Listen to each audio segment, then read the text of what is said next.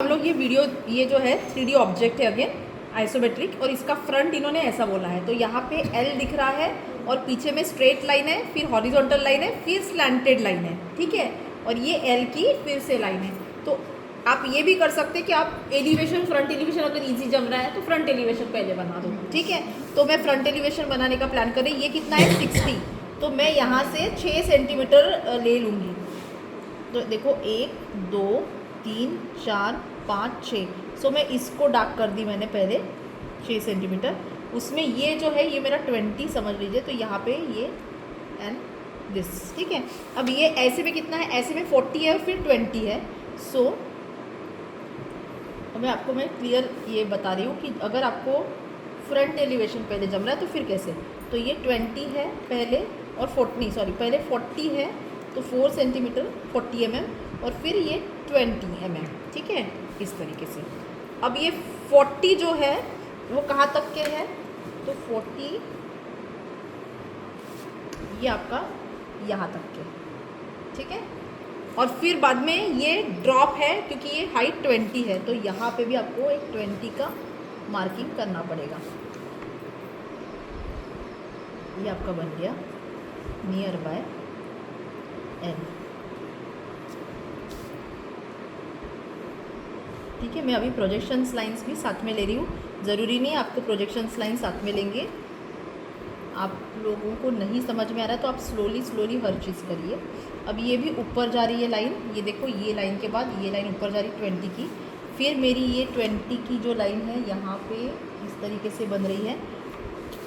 यहाँ पे ये 20 की लाइन ब्लॉक हो रही है और फिर यहाँ से यहाँ तक आपको कोई एंगल से नहीं बनना है, डायरेक्ट आपको स्लोप ज्वाइन कर देना है। तो ये हो गया आपका फ्रंट एलिवेशन। समझ में आया क्या? अब आपको प्लान बनाना है इससे, तो मैं क्या करूँगी, सारे प्रोजेक्शंस लेके आ जाऊँगी नीचे में, क्योंकि साइड एलिवेशन बन नहीं सकता अनलेस एंड अनटिल प्लान ना बने, और साइड एलिवेशन तभी भी नहीं बन सकता unless and until front elevation ना बने, ठीक है। यहाँ से मैंने स्टार्टिंग वाली लाइन बना दी, ठीक है। ये पॉइंट से स्टार्ट हुआ है। आप देखो यहाँ पे एक स्क्वायर बॉक्स बन रहा है, so I will make it square box. और ये स्लैंटेड है, बट स्लैंटेड वाली चीज़ भी हमको ऊपर से देखते तो स्ट्रेट ही दिखती है, तो ये स्ट्रेट लाइन है क्योंकि ये एक ही लाइन में। उसके बाद ये अगेन 20 mm 2 सेंटीमीटर, तो ये भी मेरा क्या है, स्ट्रेट ही लाइन रहेगा। और उसके बाद है ये वाला 60 है, तो 60 - 20 40, तो ये 4 सेंटीमीटर का ब्लॉक बनेगा। So this is my 4 centimetre. So ये जो है 4 सेंटीमीटर, ये ऐसा वर्टिकल है। सो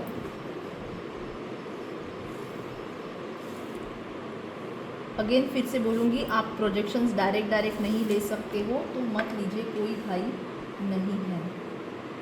इसको पूरा लेके जाऊँगी क्योंकि यहाँ पे स्क्वायर बॉक्स बनना चाहिए। और ये आप देखोगे तो ये ऐसे एक स्क्वायर बॉक्स, एक बड़ा स्क्वायर बॉक्स, एक छोटा स्क्वायर बॉक्स, एक वर्टिकल रेक्टेंगल और एक हॉरिजॉन्टल रेक्टेंगल बन गया मेरा प्लान। इसी से बनाया मैंने, ठीक है। और फिर ये मेरा फ्रंट एलिवेशन बन गया। अब मुझे साइड एलिवेशन बनाना है, तो साइड एलिवेशन में हम लोग पहले ये वाला साइड एलिवेशन बनाएंगे। प्रोजेक्शंस पलटा देंगे सारे के सारे, ठीक है। एक प्रकार का साइड एलिवेशन मतलब आपको क्या है, रंगोली मैच करनी है। रंगोली जो पॉइंट्स रहते हैं रंगोली के, वो मैच करने रहते हैं, एक प्रकार साइड एलिवेशन मतलब। तो मैं सारे प्रोजेक्शंस लेके जाऊंगी। अब मुझे इमेजिन करना थोड़ा सा आना चाहिए। तो अगर मेरा साइड एलिवेशन ये साइड से देख रही हूँ तो एक रेक्टेंगल दिख रहा है, पर पहले नीचे में बेस में पूरा हॉरिजॉन्टल रेक्टेंगल दिख रहा है। तो मैं क्या करूँगी, इसको कर दूँगी डार्क, इसको कर दूँगी डार्क, पूरा हॉरिजॉन्टल क्योंकि दिख रहा है एंड टू एंड तक के, इसको कर दूँगी डार्क और इसको कर दूँगी डार्क। फिर वर्टिकल रेक्टेंगल दिख रहा है, ये वाला पोर्शन नहीं दिखेगा, यहाँ पे ही ख़त्म हो जाएगा, ठीक है। सो इसको कर दूँगी डार्क और इसको कर दूँगी डार्क, ठीक है। और फिर ये वाला पोर्शन भी मेरा रहेगा डार्क, ठीक है।